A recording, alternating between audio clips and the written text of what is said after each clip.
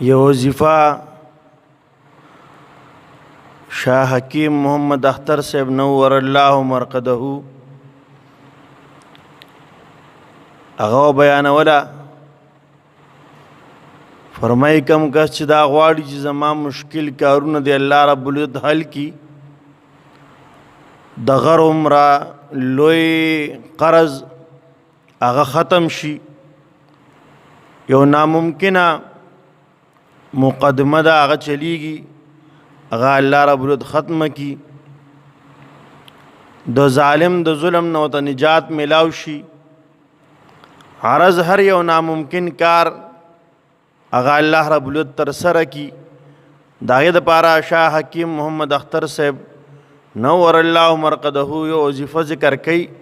فرمایي اول او آخر دی درود شریف وی، درود شریف تی وی اول او آخر کې.